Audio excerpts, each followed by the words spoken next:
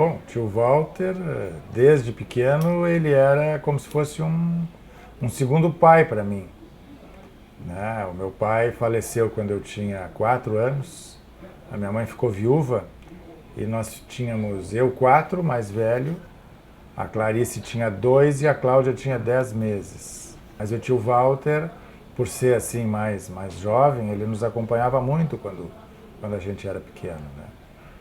Então ele ajudou, assim, digamos assim, a representar a figura paterna, né, durante algum tempo.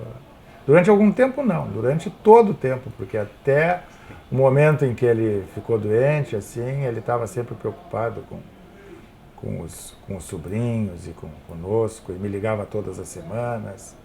Era um paizão, assim, né?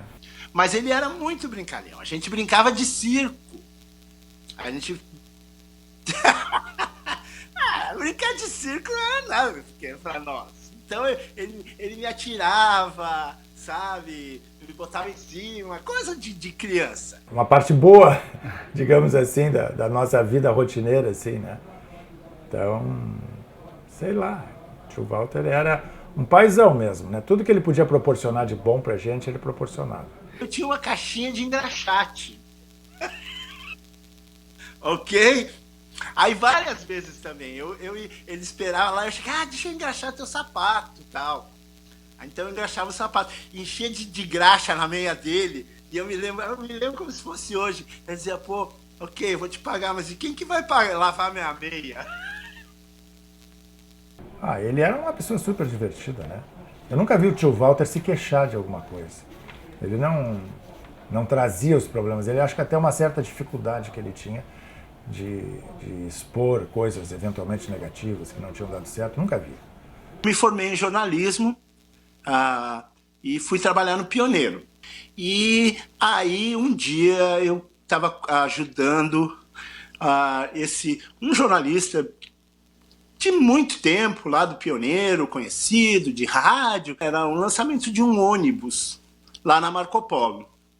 Então a gente foi e no caminho ele me disse, eu vou te apresentar o pessoal da Marco Polo. Aí chegamos lá, estamos esperando, tinha outros jornalistas, estamos esperando, né?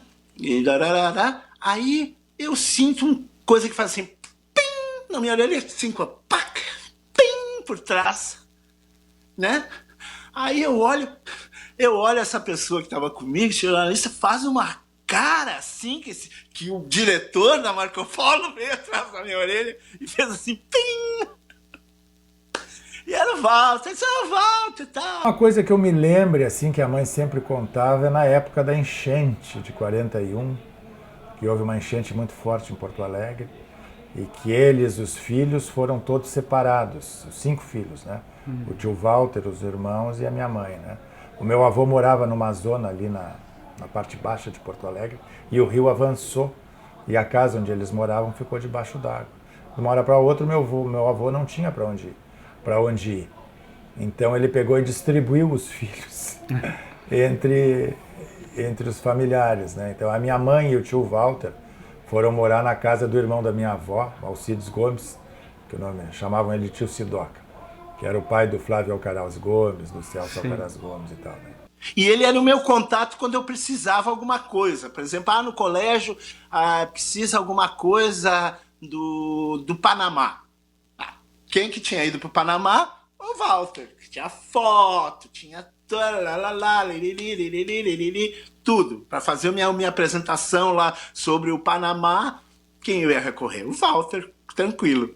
Que participava de vários eventos aí da sociedade, do mundo empresarial. Ele nos convidava sempre, em todos os eventos que tinha na Fiergs e tudo, fazia questão sempre da família perto, né? Ele sabia viver. Por exemplo, claro, ele sempre vinha aqui em Miami, ele sempre dizia, o que tem de novo?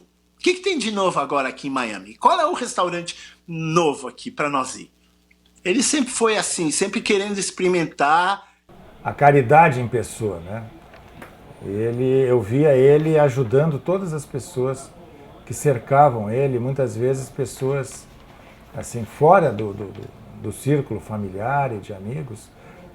Quem estivesse perto dele, ele percebendo que a pessoa precisava de alguma coisa e tinha uma dificuldade, ele ajudava. Então, uma da características marcante assim que eu via acontecer, que talvez eu tenha aprendido, é que a gente precisa fazer o bem, precisa ajudar as outras pessoas, né? Ele sempre foi muito generoso. Muito generoso. Aí eu, por exemplo, eu ia nessas visitas, aí ele vinha me visitar, quando eu via, ele enfiava $300 no meu bolso. E a única coisa que ele me pedia era assim, quanto tu precisa?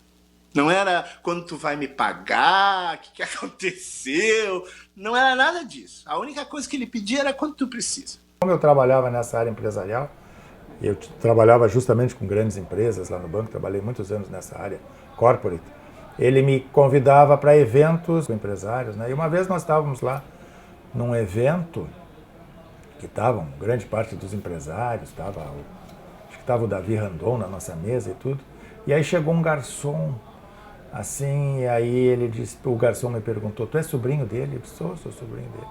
Era o garçom que estava servindo a nossa mesa, né?